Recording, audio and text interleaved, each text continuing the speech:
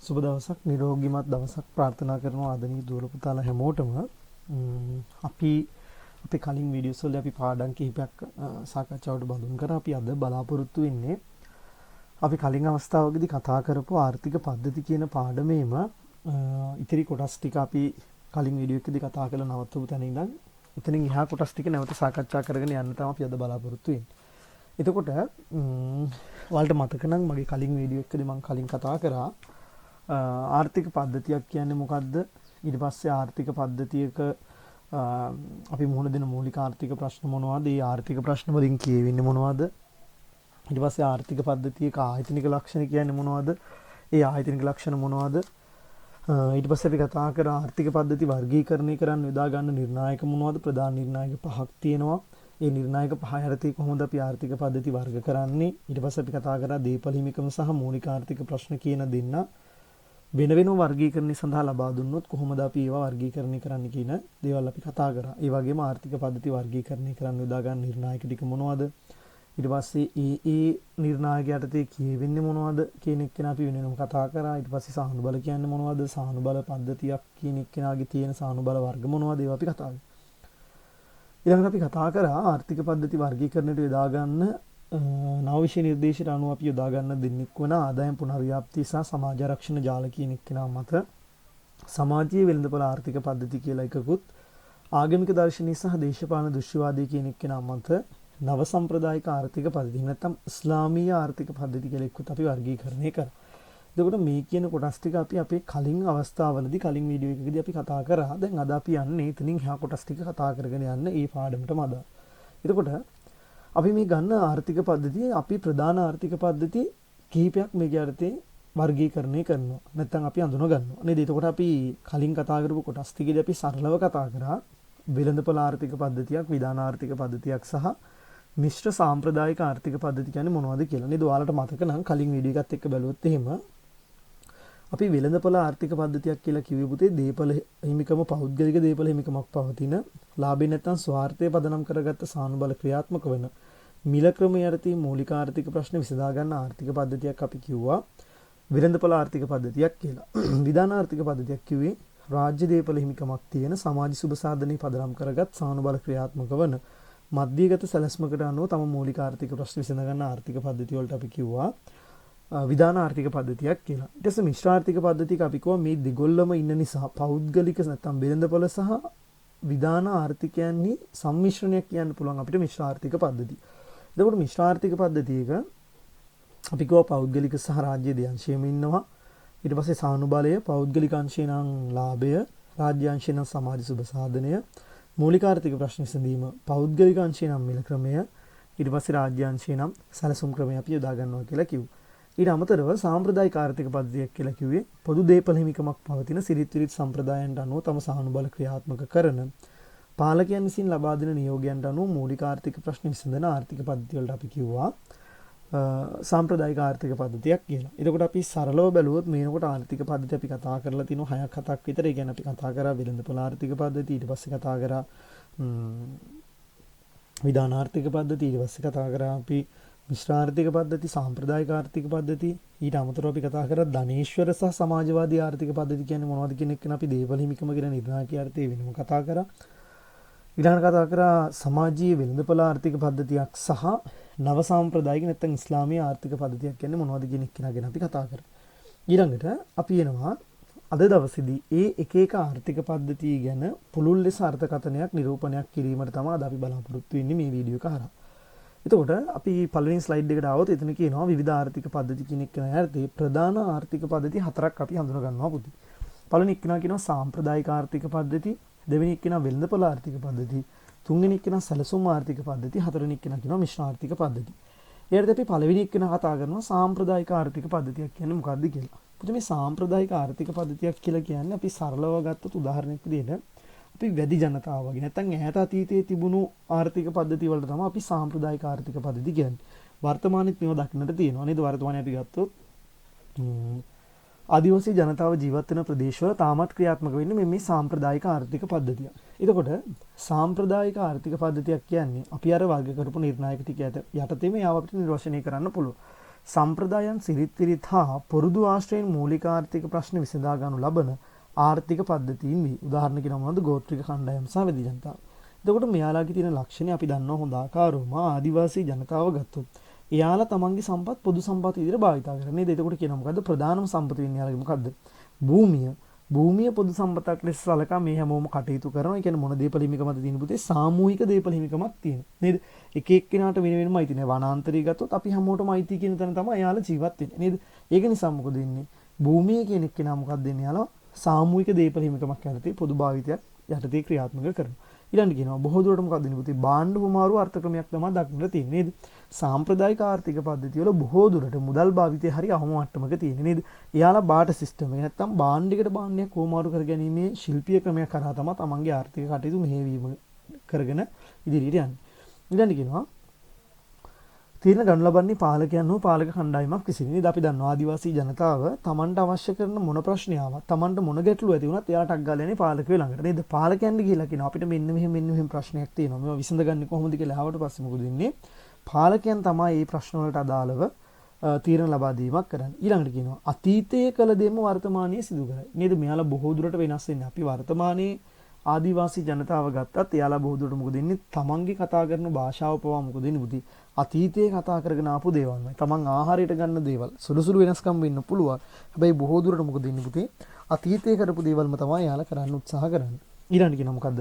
අනම්‍ය භාවයක් කුසලයි. මම මේ අනම්‍ය කියන වචනේ තේරුම පුතේ අපි කලින් වීඩියෝ එකේදී කතා කරා. අනම්‍ය කියන්නේ මොකද්ද? වෙනස් කරන්න අමාරු කියන එක. නේද?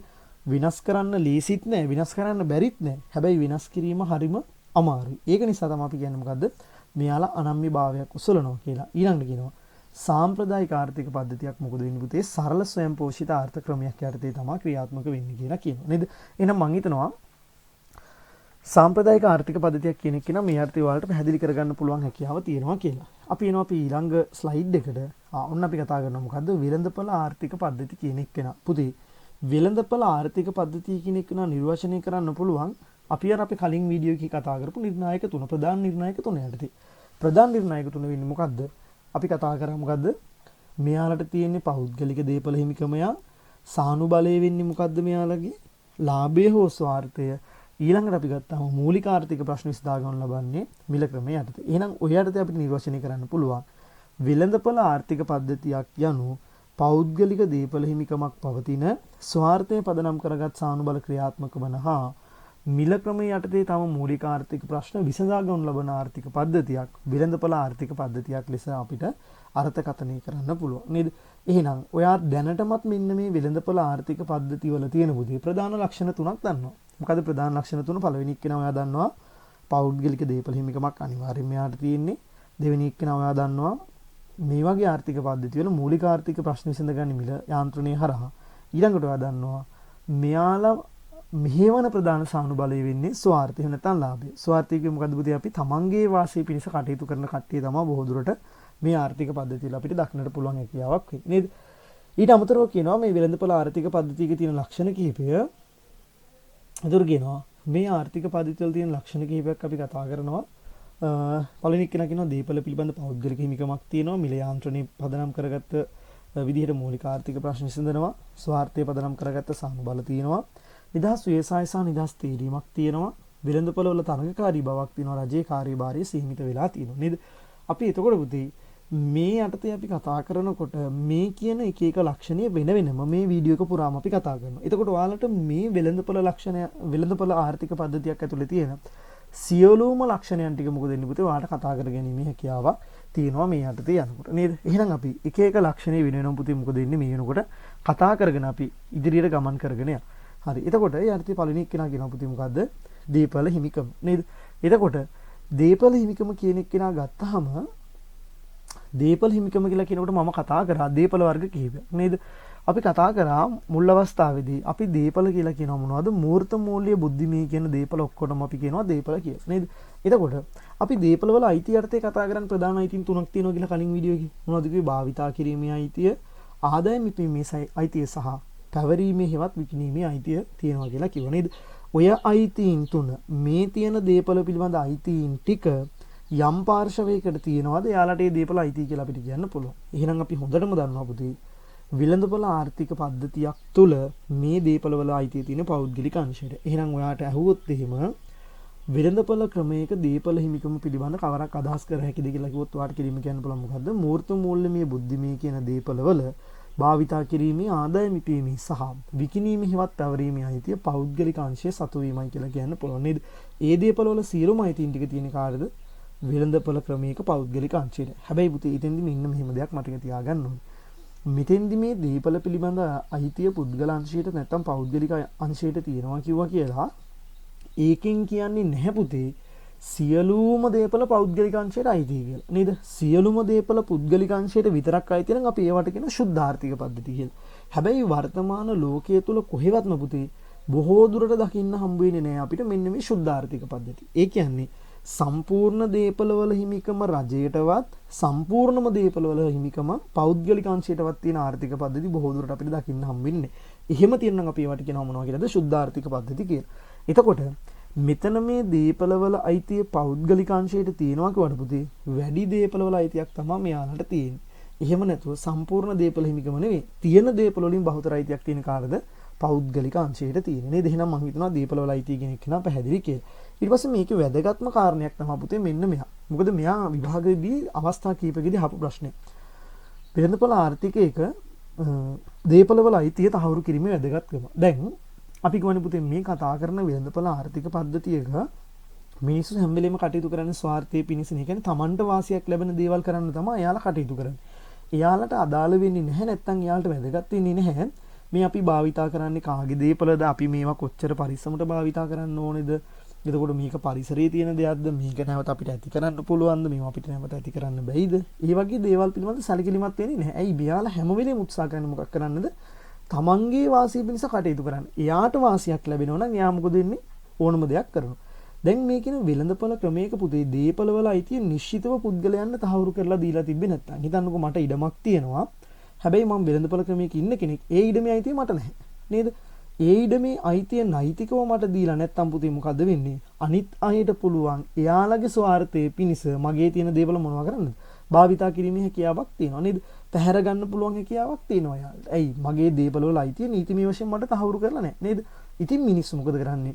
තමන්ගේ තියෙන දේපල නැති වුණත් අනුන්ගේ දේපල හරි මොකද වෙන්නේ? ස්වාර්ථයේ පිණිස භාවිතා කරනවා. අන්න ඒ කියන ගැටලුව නැති කරන්න මොකද පුතේ කරන්න වෙන්නේ? දේපල වල අයිතිය පෞද්ගලික වෙළඳපොළ ක්‍රමයක් තුල මොකද්ද කරන්න ඕනේ? තහවුරු කරලා තියෙන්න ඕනේ. ඒ වගේම දැන් හිතමුකෝ මගේ දේපලක් තියෙනවා කියලා. දැන් මගේ ඉඩමක් තියෙනවා. නෛතිකමය වශයෙන් මෙයා මට මොකද කරලා තියෙන්නේ? පවර්ලා දීලා තියෙන්නේ. එහෙනම් මම බය වෙන්න ඕනද? නැහැ. මොකද ඉන්නේ මගේ ඉඩම වෙන කෙනෙක් අල්ලගෙන හිටියත් මට ගිහිලා කියන්න පුළුවන් නීතිය ඉදිරියේ මේ ඉඩම අයිති මට. මේක මගේ නමයට තියලා ලියාපදිංචි කරලා තියෙන්නේ. මේකට අදාළ ලියකියවිලි ඔක්කොම තියෙන මගේ ළඟ කියලා කියන්න පුළුවන්. දැන් බැරිවිලා හරි මේ වගේ වෙළඳපොළ ක්‍රමයක් ඇතුලේ අපි කියමුකෝ දීපලවල අයිතිය තහවුරු කරලා නැහැ කියලා. දැන් ඒ වගේ අවස්ථාවක් තියෙනවා නම් පුතේ මම ගිහිල්ලා කොහේ කිව්වත් මේ දීපල මට අයිතියි කියලා කවුරුත් පිළිගන්නවද? පිළිගන්නේ නැහැ. ඒ දීපල මට ආරක්ෂා කරගන්න නම් මොකද්ද කරන්නේ පුතේ? අන්‍යයන්ගෙන් මේක ආරක්ෂා කරගන්න මට අමතර පිරිවැයක් දරන්න වෙනවා. ඒ කියන්නේ එක්ක මේක මොකද වෙන්නේ? අපිට වේදමක් දරලා බැම්මක් හරි එහෙම නැත්නම් යම්කිසි ආවරණයක් දාලා මේක ආරක්ෂා කරගන්න නැත්නම් කවුරු හරි කෙනෙක් මොකද වෙන්නේ? මේක ආරක්ෂා කරගන්න මට මුදලක් ගෙවලා යොදවන්න වෙනවා. නේද? එතකොට පුතේ මේ කියන වෙළඳපොළ ක්‍රමයක් ඇතුලේ දීපලවල අයිතිය තහවුරු කරලා තිබුණ නැත්නම් මොකද වෙන්නේ පුතේ? එක්කෝ මේවා පැහැර ගැනීමට ලක් වෙනවා. එහෙම නැත්නම් අන්‍යයන්ගෙන් මේවා ආරක්ෂා කරගන්න මට අමතර පිරිවැයක් දරන්න වෙනවා. ඒක නැති කරගන්න ඕන නිසා මොකද කරන්න ඕන පුතේ? මෙන්න මේ දීපල පිළිබඳ පෞද්ගලික අයිතිය තහවුරු කිරීම හරිය වැදගත් වෙනවා වෙළඳපොළ ආර්ථික පද්ධතියක් ඇතුළේ. එතන කියන මොකද්ද? වෙළඳපොළ ක්‍රමයක දීපල අයිතිය නීතිමය වශයෙන් තහවුරු කර තිබිය යුතුයි. නැතිනම් ගැටලු රාශියක් පැන නගී. නැත්නම් පැන නගිනු ඇත. පැහැර ගැනීමට ලක්වීම අන්‍යයන්ගෙන් ආරක්ෂා කර ගැනීමට අමතර පිරිවැයක් දැරීම වගේ දේවල් වෙන්න පුළුවන්. ඒ වගේම තමයි මොකද වෙන්නේ පුතේ? කාටවත් අයිති නැති පොදු දීපල තියෙනවා නම් ඒවත් මෙයාලා මොකද වෙන්නේ? තමන්ගේ ස්වාර්ථයේ පිණිස භාවිතා කිරීමේ හැකියාවකුත් බොහෝ දුරට තියෙනවා. ඒ කියන දේවල් වලුත් මොකද වෙන්නේ? මෙයාලා ආරක්ෂා කරගන්න බොහෝ දුරට කටයුතු කරන්න වෙනවා. හිම වුණොත් එහෙම නේද? හරි. ඊළඟට අපි යනවා මිල යාන්ත්‍රණය කියන ලක්ෂණය හරහා. එතකොට මොකද්ද මේ මිල යාන්ත්‍රණය කියන්නේ? පුතේ මිල යාන්ත්‍රණය කියලා කියන්නේ වෙළඳපොළ ක්‍රමයක් ඇතුලේ පුද්ගලයන් එකිනෙකට සම්බන්ධීකරණය කරන යාන්ත්‍රණයට අපි කියන මොකක් කියලාද? මිල යාන්ත්‍රණය කියලා. ඒ කියන්නේ වෙළඳපොළ ක්‍රමයක පුද්ගලයන් එකිනෙකා සම්බන්ධ කිරීම කරන්නේ මෙන්න මේ මිල කියන එක නා. උදාහරණයක් විදිහට ගමුකෝ අපි මේ මිල සම්බන්ධීකරණය කරන්නේ කොහොමද කියන එක ගැන කතා කරමු. දැන් අපි ගියොත් මෙහෙම හිතන්නු දැන් ඔයා ෆුඩ් සිටි එකට බඩු ගන්න යනවා කියන්නකෝ. එතකොට පුතේ ඔයා දැන් සාමාන්‍යයෙන් ගමේ කඩේට බඩු ගන්න යනවා නම් මොකද වෙන්නේ? ගමේ කඩේ ඉන්න මුදලාලි මොකද වෙන්නේ? ආ මේ බාණ්ඩ වල මිල මෙච්චරයි, මෙයා මෙච්චරයි කියලා ඔයාලා දෙන්න අතර මොකද වෙන්නේ? ඍජු කතා බහක් තුලින් තමයි සම්බන්ධයක් ඇති වෙන්නේ. පැහැදිලිද? හැබැයි දැන් මේ මිලයාන්ත්‍රණය කියන එක්කෙනාගේ සම්බන්ධීකරණය ගත්තොත් එහෙම ඒකට පුද්ගලයෙක් ඕනේ නෑ පුතේ අපිව සම්බන්ධ කරන්න. මේ අපි කියන ගැනුම් කරුවන් සහ විකුණුම් කරුවන් එකිනෙකට සම්බන්ධීකරණය කරන්නේ කවුරුද? මිල කියන එක්කෙනා තමයි සම්බන්ධකරණය කරන්නේ. ඒ කියන්නේ මම අර කලින් කිව්වා වගේ අපි හිතමුකෝ ඔයා ෆුඩ් සිටි එකට බඩු ගන්න යනවා කියලා. එතකොට ඔයා ෆුඩ් සිටියට ගිහිල්ලා බඩු ගන්නකොට ඔයා බාන්න තෝරගන්නකොට කාගෙන්වත් අහන්නේ නෑ මේක මිල කීයද මේක කීයද මේක කීයද කියලා ඔයා අහන්නේ නෑ. මොකද ඉන්නේ මිල ප්‍රදර්ශනය කරලා තියෙන්නේ. එතකොට මොකද වෙන්නේ? ඔයාට කැමති බාන ටික ඔයා මොකද කරන්නේ? තෝරගෙන එනවා මිල දිහා බලලා. නේද? දැන් ඔයා ගිහිල්ලා මොකද කරන්නේ? කවුන්ටර් එකට මේ බාන ටික බාර දෙනවනේ. බාර දුන්නායින් පස්සේ මොකද වෙන්නේ? එයා සමහරලාට ඔයත් එක්ක කතා කරන්නේ නැති වෙන්නත් පුළුවන්. හැබැයි මොකද වෙන්නේ? බාන ටික ඔක්කොම ටික හදලා ගණනය කරලා ඔයාගේ බාණ්ඩ වල වටිනාකම කොච්චරද කියලා ඔයා ඒකට අදාළ මිල ගෙවලා එනවා. දැන් එතන බැලුවොත් එහෙම ඔයා බාණ්ඩ ගැනුම් කරුවා ඒක විකුණන කෙනා කවුද? විකුණුම් කරුවානේ. දැන් ওই දෙන්න අතර මොකද උනේ? පුතේ සම්බන්ධතාවයක් ඇති වුණා. නේද? ඔයාලා දෙන්න කතා කරේ නැති වුණාට මොකද මේ බාණ්ඩ මිලට ගන්නකොට ඔයාලා අතර මොකද උනේ? සම්බන්ධතාවයක් ඇති වුණා. ඒක නිසා මොකද වෙන්නේ පුතේ? ගැනුම් කරුවන් සහ විකුණුම් කරුවන් අතර මෙන්න මේ සම්බන්ධතාවය ඇති කරේ කවුද? මිල කියන එක නේද? ඔයාලා ගිහිල්ලා බාණ්ඩ වල මිල බලලා තමයි බාණ්ඩ මිලට ගත්තේ. එහෙනම් ඔයාලා එකිනෙකට සම්බන්ධීකරණය කරේ කවුද? මිල ක්‍රමය කියන එක. සමහර ලාවට ඔයා බස් එකට නැගලා මොකද කරන්නේ? බස් එකට නැගලා ඔයා අදාළ ගාස්තුව දුන්නායින් පස්සේ කොන්දස්තරුවත් එක්ක කතා කරන්නේ නැතුව යන්නත් පුළුවන්. නේද? මොකද එන්නේ? මිල කියන එක කෙනා ඔයාලා දෙන්න සම්බන්ධීකරණය කරනවා. එහෙනම් පුතේ මිල යාන්ත්‍රණය කියන්නේ වෙළඳපොළ ක්‍රමයක් ඇතුලේ පුද්ගලයන් එකිනෙකට මොනවා කරන එකද? සම්බන්ධීකරණය කරන යාන්ත්‍රණය. එතන කියනවා වෙළඳපොළ ක්‍රමයක් තුල පුද්ගලයන් එකිනෙකට සම්බන්ධීකරණය කරනු ලබන්නේ මිල මගින් වනු ඇත. දහස් ගණනක් වූ පාරිභෝගිකයන්, නිෂ්පාදකයන්, සාධක හිමියන් මිල ඔස්සේ ව්‍යාකූලත්වයකින් තොරව එකිනෙක හා සම්බන්ධ කරවනු ඇත. දැන් උදාහරණයක් විදිහට මෙහෙම ගමුකෝ. දැන් සහල් වෙළඳපොළේ ඉන්නවානේ සහල් නිෂ්පාදනය කරන ආයතන දහස් ගාණක් නේද? අපි ගත්තොත් වී නිෂ්පාදනය කරන ගොවි මහතුරු ආයතන ගත්තොත් විශාල ප්‍රමාණයක් දෙනවා. ලක්ෂ ගණනින් කට්ටිය මොකද වී වගා කරනවා. දැන් මේ හැමෝම මේ වී ටික වෙළඳපොළට මොකද කරන්නේ පුතේ? ගේනවා. නේද? එතකොට මේ වී මිලදී ගන්න අයත් මොකද වෙන්නේ පුතේ? ලක්ෂ ගණනක් ඉන්නවා. දැන් මේ වී අඳවි කරන කට්ටිය වී මිලට ගන්න අපෙන් අහලා නෙමෙයි යාලා බාණ්ඩ වලට මොනවද කරන්නේ පුතේ? මිලක් නියම කරන්න. නේද?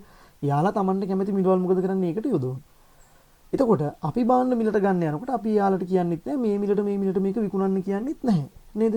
මොකද වෙන්නේ පුතේ? ඒ කියන සපයුම් කරුවෝ වෙනම තීරණ අරගෙන බාණ්ඩ වලට මිලක් නියම කරනවා. අපි පාරිභෝගික හැටියට වෙනම ගිහිල්ලා මොකද කරන්නේ? ඒ තියෙන මිල ගෙවලා අපි මේ බාණ්ඩ ටික මිලට ගන්නවා. දැන් එකිනෙක කෙනා තනින් තන මොකද කරන්නේ පුතේ? වෙන වෙනම තීරණ ගත්තට මේ තීරණ හැම එකක්ම එකිනෙකට සම්බන්ධීකරණය කරේ කොහොමද පුතේ? මිල කියන එක කෙනා සම්බන්ධීකරණය කරේ. නේද? එහෙනම් මිල තමා මෙන්න මේ කියන දහස් ගණනක් පාරිභෝගිකයන්, නිෂ්පාදකයන්, සාධක හිමියන් කියන කට්ටිය මොනව කරන්නේ දෙකිනෙකට සම්බන්ධීකරණයක් කිරීම කරන්නේ. නේද? හරි. ඊළඟට අපි කියනවා මිලේ කාර්යයන්. පුතේ මිල කියන එක කෙනා ගත්තාම මෙන්න මේ මිල කියන එක කෙනා මේ සම්බන්ධීකරණ යාන්ත්‍රණයක් විදිහට ක්‍රියාත්මක වෙන්නේ මිල කරන මෙන්න මේ ප්‍රධාන කාර්යයන් තුන හින්දා. අපි කියනවා වෙළඳපොළ ක්‍රමයක් ඇතුළේ මිලට තියෙනවා පුතේ ප්‍රධාන කාර්යයන් තුනක්. හොඳට මතක තියාගන්න පුතේ මේ කතා කරන්නේ මුදලේ කාර්යයන් එහෙම නෙවෙයි. පැහැදිලිද? මේ කතා කරන්නේ මොකද්ද? මිලේ කාර්යයන්. බාණ්ඩකින් පෙන්වන මිලට තියෙන කාර්යයන් ටික. එතකොට වෙළඳපොළ ක්‍රමයක මිලට තියෙනවා ප්‍රධාන කාර්යයන් තුනක්. පළවෙනි එක කියන මොකද්ද? තොරතුරු හා සංඥා සැපීම, සානුබල සැපීම සහ සලාක කිරීම. එහෙනම් මිලේ ප්‍රධාන කාර්යයන් තුනයි. තොරතුරු හා සංඥා සැපීම, සානුබල සැපීම සහ සලාක කිරීම. එතකොට මේ කියන්නේ මිලට තියෙන එක කාර්යයක් තමයි අදාළ භාණ්ඩේ හරි සේවාව හරි පිළිබඳ නැත්නම් මේ කියන භාණ්ඩේ ගැන තොරතුරු කාට දෙන එකද? ගැනුම් කරුවන්ලා විකුණුම් කරුවන්ට සපයන එක. එතන කියනවා මොකද්ද? සියලු ආර්ථික කාරකයන්ට තීරණ ගැනීමට අවශ්‍ය වැදගත් තොරතුරු මිල මගින් සපයන එක. උදාහරණයක් විදිහට මෙහෙම ගමුකෝ පුතේ. අපි හිතමු මේ දවස්වල අපි හිතමුකෝ එළවලු වෙළඳපොලේ තියෙන ලීක්ස් වල මිල ඉතා අධිකයි. නේද? ලීස් වල මිල ඉතා අධිකයි. නැත්නම් මිල වැඩි. එතකොට ඉහළ මිලක් අපි ලීස් කිලෝ එකක් රුපියල් 400ක වගේ ඉහළ මිලක් තියෙනවා කියලා. දැන් ওই මිල අපිට මොකද්ද කරන්නේ? තොරතුරක් දෙනවා. නේද? නිෂ්පාදකයන්ට තොරතුරක් දෙනවා. මොකක්ද දෙන තොරතුර?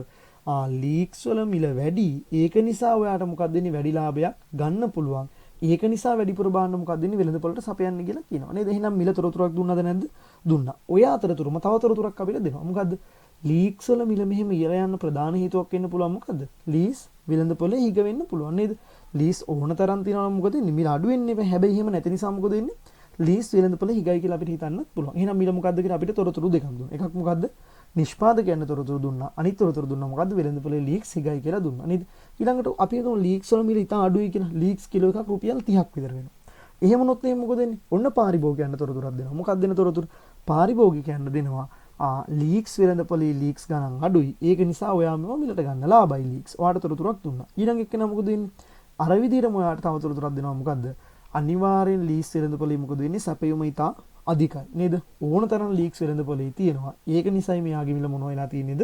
අඩු වෙලා තියෙන්නේ කියලා කියනවා. නේද? එහෙනම් මිල මගින් මොකද දෙන්නේ පුතේ? ඔයාට වැදගත් තොරතුරු රාශියක් සැපයීමක් කරනවා. ඊළඟට දෙවෙනි එක නේනවා මොකද්ද? සානුබල සැපීම. මෙතන කියනවා මොකද්ද?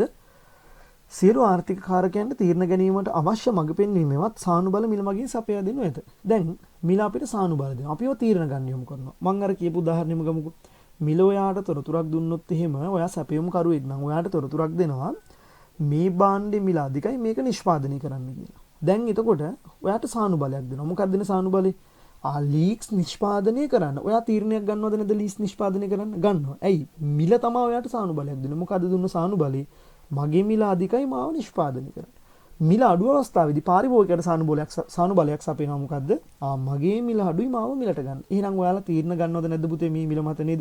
සමහරවිට අපි හිතමුකෝ ඔයා ඇඳුමක් ගන්න එනවා කියලා කඩේකට. ඇඳුමක් ගන්න කඩේකට ගියාට පස්සේ ඔයා ඒ ඇඳුම ගන්න තීරණය කරන්නේ මොනවද දිහා බලලාද? මිල දිහා බලලා. එහෙනම් ඔයාට මිල සානුබලයක් නෙවෙයිද දුන්නේ? ඔයා තීරණයක් ගන්නවා. ඒ ඇඳුම මිලට ගන්නවද නැද්ද කියන එක නගෙන තීරණය ගන්නේ කවුරු දිහා බලලාද? මිල දිහා බලලා. එහෙනම් මිල ඔයාට මොකද්ද කරන්නේ පුතේ? සානුබලයක් සපයලා තියෙනවා මේ භාණ්ඩේ මිලට ගන්නවද නැද්ද කියන එක නගෙන. ඊළඟට කියනවා මොකද්ද? සලාක කිරීම. එතන කියනවා වෙළඳපොළ ක්‍රමයක හිග සම්පත් බෙදා හැරීමේ කාර්යය මිල මගින් සිදු කරනු ඇත. ඒකත් මේ වගේ දෙයක්. දැන් මම ගොවියෙක් නම් මම මොනවද නිෂ්පාදනය කරන්න කියලා හිත ඉන්නවා. එතකොට මට මොකද වෙන්නේ? ඔන්න මිල මගින් තොරතුරක් දෙනවා. ලීක්ස් වල මිල වැඩි. ඔයා ලීක්ස් හදන්න කියලා කියනවනේ. ඔයා ලීක්ස් හදන්න කියලා මිල ඔයාට දුන්නට පස්සේ පුතේ තොරතුරක්. ඒක මත ඔයා සානුබලයක් අරගෙන තීරණයක් ගන්නවා මොනවා කරන්නද? ලීක්ස් නිෂ්පාදනය කරන්න. එහෙම හිතපු ගමන් ඔයාගේ සම්පත් ටික ඔයා යොමු කරන්නේ මොනවා හදන්නද පුතේ? සලාක කරන්නේ මොනවා කරන්නද? ලීක්ස් නිෂ්පාදනය කරන්න. ඉතින් මිල නෙවෙයිද ඔයාගේ සම්පත් ටික බෙදා හැරියේ? නේද? මිල තමයි කිව්වේ මොකද්ද? මගේ මිල වැඩි මාව හදන්න සම්පත් යොමු කරන්න කියලා. ඔයා පාරිභෝගිකයෙක් නම් ඔයා කඩේට ගිහලා බලනකොට ලීස් වල මිල ඉතා පහළයි. එතකොට මොකද කරන්නේ? ඔයා තීරණයක් අරගෙන ඔයාගේ සම්පත් ටික ඔයාගේ මුදල් ටික ඔයා වෙන් කරනවා වැඩිපුර මොනවා ගන්නද පුතේ? ලීක්ස් ගන්න. එහෙනම් මිල මොකද කරන්නේ පුතේ? අපිට සානුබල දුන්නාට පස්සේ අපේ තියෙන සම්පත් මොකද වෙන්නේ පුතේ? අන්න ඒ මිල දෙන සානුබල වලට අනුව බෙදාවින් කිරීමක් කරනවා. ඉතින් ඒ කියන සම්පත් ටික බෙදා හැරියෙත් මිල නෙවෙයිද? මිලම තමයි මොනවා කරේද පුතේ? සම්පත් ටික බෙදා හැරීමක් කරේ. නේද? එහෙනම් මිල මගින් මොකද වෙන්නේ පුතේ? අපිට තොරතුරු හා සංඥා සපයනවා, සානුබල සපයනවා. ඒ වගේම මොකද වෙන්නේ? සලාක කිරීමක් කරනවා. මේ කියන කාර්යයන් ටික කරන්නේ කවුද පුතේ? එහෙමනම් මිල කියන එක්කෙනාගේ ප්‍රධාන කාර්යයන් ටික තමයි ඔය අපි කතා කරේ. ඊළඟට අපි යනවා ඊළඟ ක්‍රියාවලියට. ඊළඟට කියනවා මොකද්ද? අදුර්ශමාන හස්තයක ක්‍රියාවලිය කියන එක නා. පුතේ අදුර්ශමාන හස්තයක ක්‍රියාවලිය කියන එක නා ගත්තාම අදුර්ශමානයි කියන එකේ තේරුම පුතේ පේන්නේ නැහැ කියන එක. නේද? එතකොට අදුර්ශමාන හස්තයක ක්‍රියාවලිය කියලා කියන්නේ මෙන්න මේ වෙළඳපොළ ක්‍රමයේ ඇතුලේ ක්‍රියාත්මක වෙනවලු අදුර්ශමාන හස්තයක්. ඒ කියන්නේ වෙළඳපොළ ඇතුලේ ඇතිවන හැම ප්‍රශ්නයක්ම මොකද වෙන්නේ? විසඳනවලු. හැබැයි විසඳපු කෙනෙක් පේන නැලු. දෘශ්‍යමාන පාලකයෙක් නෙවෙලු කියන්නේ. මේ දේ මෙහෙම කරන්න, මේ දේ මෙහෙම කරන්න කියලා කියන්නේ දෘශ්‍යමාන පාලකයෙක් නෙවෙලු. නේද? එතකොට කියනවා මොකද්ද?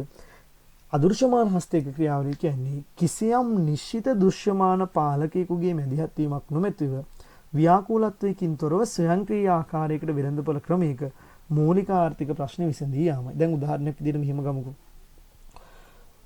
අපි මේ කියන වෙළඳපොළ ක්‍රමයක නිෂ්පාදකයන්ට ප්‍රශ්නයක් තියෙනවා මොනවද කොච්චරක්ද හදන්නේ කියලා. නේද? දැන් දෘශ්‍යමාන පාලකයෙක් ඉන්නවනම් මොකද්ද කරන්න ඕනේ? ඔයාලා මේ බාන්න මෙච්චර ප්‍රමාණයක් හදන්න ඕනේ කියලා මොකද වෙන්නේ? පාලකයෝ කියනවා. දැන් උදාහරණයක් විදිහට අපි කියමුකෝ දැන් මේ දවස්වල ඔයාලා හොඳ ආකාරවම දන්නවා COVID-19 කියන ප්‍රශ්නෙත් එක්ක මේ හැමදේම වෙන්නේ ඒකත් එක්ක නේද? එතකොට මේ COVID-19 කියන ප්‍රශ්නෙත් එක්ක ඔයාලා දන්නවා වෙළඳපොළේ මොකද වෙන්නේ? මාස්ක් වල අවශ්‍යතාවයක් තියෙනවා. ඉතා ඉහළ මිලක් තියෙනවා මාස්ක් වලට.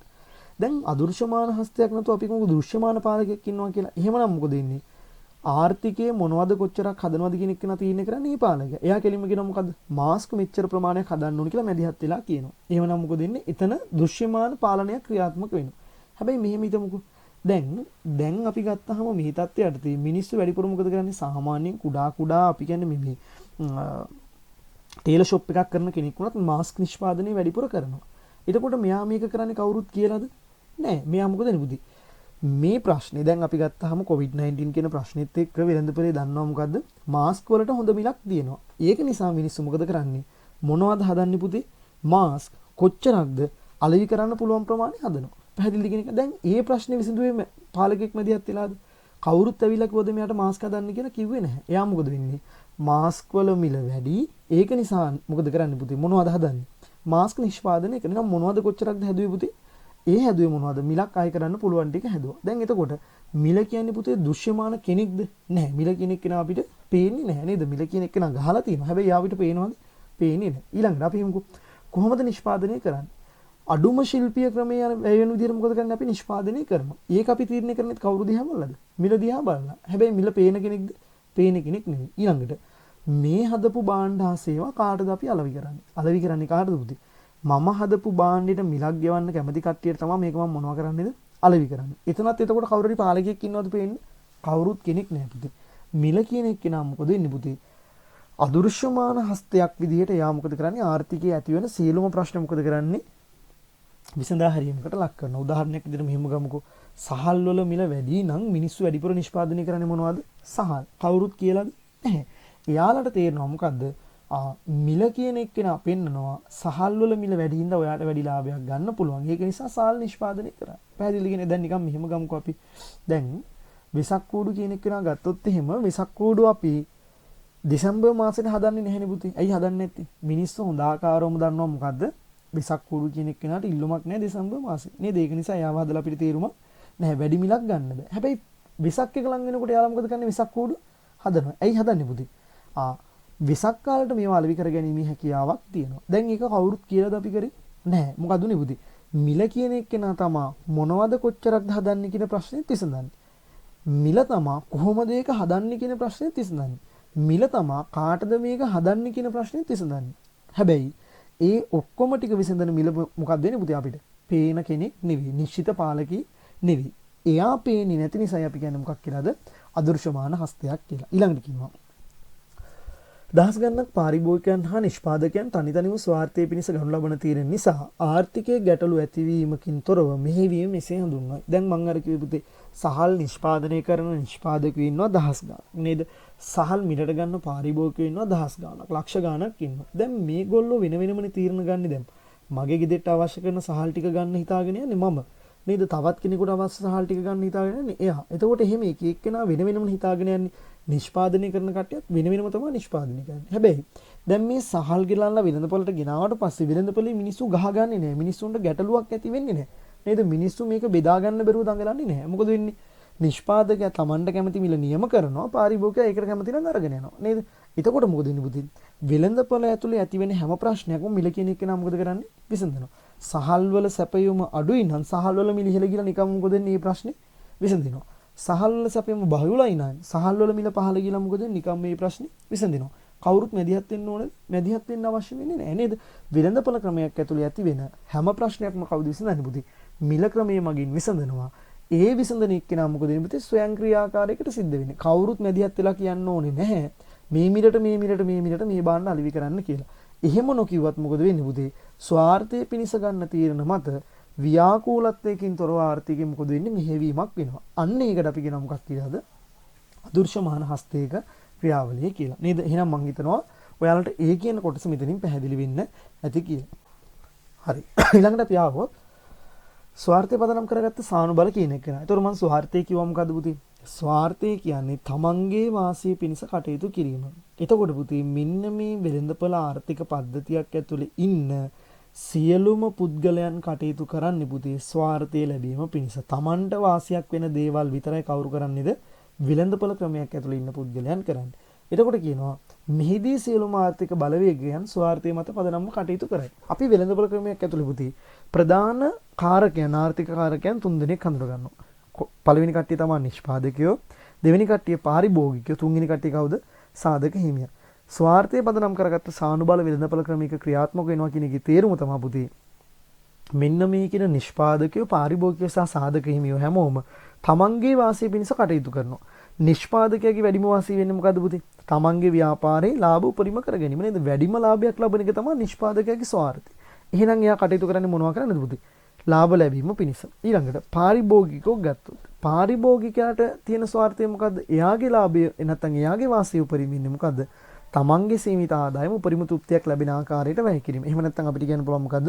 පාරිභෝගිකයාගේ ස්වార్థය වෙන්නේ පුතේ අඩුම මිලක් සහිත භාණ්ඩ වැඩිපුර මොනවා කිරීමද? මිලට ගැනීම තුල තමයි එයාගේ ස්වార్థය ඉෂ්ට වෙන්නේ. සාධක හිමියන්ගේ ස්වార్థය තමයි තමන්ට තියෙන භූමිය ශ්‍රමයේ ප්‍රාග්ධනය කියන මෙන්න මේ නිෂ්පාදන සාධක වැඩිම මිලකට අලෙවි කරොත් තමයි කාට ස්වార్థයක් වෙන්නේද? සාධක හිමියන්ට ස්වార్థයක් වෙන්නේ. එහෙනම් ස්වార్థය පදනම් කරගත්ත සානුබල කියන්නේ පුතේ මෙන්න මේ ආර්ථිකයේ ඉන්න හැමෝම තමන්ට වාසියක් වෙන විදිහට කටයුතු කරනවා නම් අන්න එයාට අපි කියන මොකක් කියලාද පුතේ?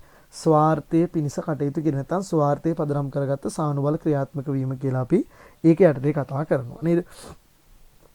ඊළඟට අපි යනවා පුතේ ඊළඟ එක්කෙනාට ඊළඟට අපි කතා කරනවා නිදහස් ව්‍යවසාය සහ නිදහස් තේරීම කියන ලක්ෂණ. එතකොට නිදහස් ව්‍යවසාය සහ නිදහස් තේරීම කියන ලක්ෂණය අපි ගත්තාම මෙතන පුතේ ව්‍යවසායකෙක් කරන්නේ මොකද්ද පුතේ? ව්‍යවසායකෙක් කරන්නේ භාණ්ඩ හා සේවා නිෂ්පාදනය කිරීම කියන එක නා කරන්නේ නේද?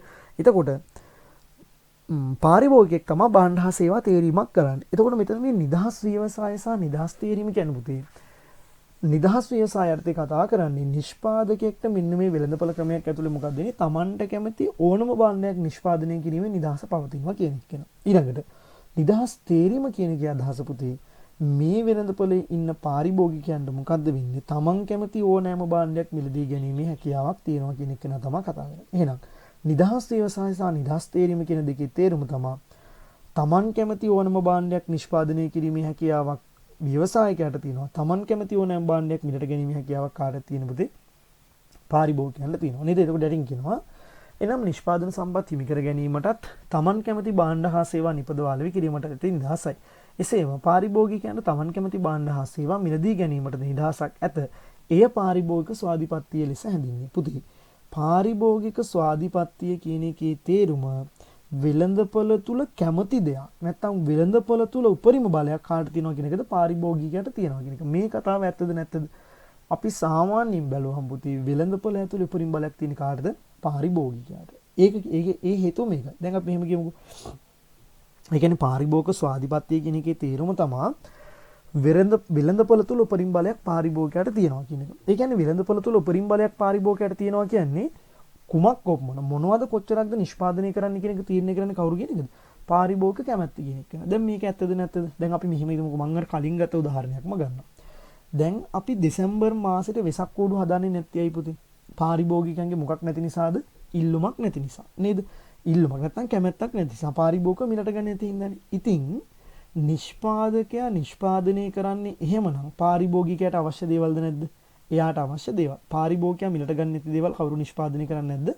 නිෂ්පාදකයා නිෂ්පාදනය කරන්නේ නැහැ. එහෙනම් මොනවද කොච්චරක්ද හදන්න කියන එක නා තීරණය කරන්නේ කවුද පුතේ? පාරිභෝගිකයෝ. ඉතින් එහෙනම් පාරිභෝගිකයට වෙළඳපොළේ බලයක් තියෙනවද නැද්ද? තියෙනවා. හැබැයි වෙසක් කාලේට මෙයාලා වෙසක් කුඩු හදනවද නැද්ද? හදනවා. ඇයි හදන්නේ? වෙළඳපොළ තුල මොකද වෙන්නේ? වෙසක් කූඩු වලට ඉල්ලුමක් තියෙනවා. දැන් අපි මෙහෙමත් කියමුකෝ. දැන් මම කියන්නේ දෙසැම්බර් මාසෙට වෙළඳපොළේ පාරිභෝගිකයන්ට මේ වෙසක් කූඩු වලට ඉල්ලුමක් නැහැ. ඒක නිසා නිෂ්පාදනය කරන්නේ නැහැ කියවනේ. නේද? හැබැයි මෙහෙම වුණොත් පාරිභෝගිකයෙක් ගිහිල්ලා කිව්වොත් එහෙම අපේ විහාරස්ථානේ අපේ පන්සලේ මිනිමම් පින්කමක් දෙනවා මට වෙසක් කූඩු 1000ක් හදලා දෙන්න කියලා වෙසක් කූඩු හදන කෙනෙක්ට කිව්වොත් එයා හදලා දෙනවද නැද්ද? හදලා දෙනවා. අයි හදලා දෙන්නේ දෙසැම්බර් මාසේ වුණත් මොකද වෙන්නේ පුතේ? ඒ භාණ්ඩයට ඉල්ලුමක් තියෙනවා නම් ඒ භාණ්ඩය මොකද කරන්නේ? නිෂ්පාදනය කරනවා. එහෙනම් ඔයාට මේ කියපු ටිකෙන් පැහැදිලි වෙනවා පුතේ. වෙළඳපොළක් ඇතුලේ මොනවද කොච්චරක්ද නිෂ්පාදනය කරන්න කියන එක නා තීරණය වෙන්නේ කාට අනුවද? පාරිභෝගිකයාගේ ඉල්ලුමට අනුව. නේද? පාරිභෝගිකයා ඉල්ලුමක් ඇති කරන්නේ නැති භාණ්ඩ මොකද කරන්නේ? නිෂ්පාදකයෝ නිෂ්පාදනය කරන්නේ නැහැ. එහෙනම් පුතේ ඒකෙන්ම තේරෙනවා වෙළඳපොළ තුල උපරිම බලයක් තියෙන කාටද? පාරිභෝගිකයාට කියන එක නේද?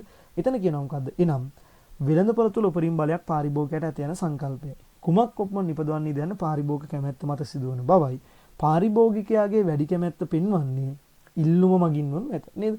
පාරිභෝගිකයා වැඩියෙන් කැමති දෙන්නේ වැඩිපුර ඉල්ලුම් කරන්නේ නේද? එහෙනම් ඉල්ලුම කියන කෙනා පෙන්වන්නේ මොකද්ද පුතේ? පාරිභෝගිකයාගේ කැමැත්ත. ඒක නිසා මොකද කරන්නේ? මෙන්න මේ ඉල්ලුමක් තියෙන භාණ්ඩ විතරයි නිෂ්පාදකයෝ නිෂ්පාදනය කරන්නේ. ඒක නිසා මොකද වෙන්නේ පුතේ?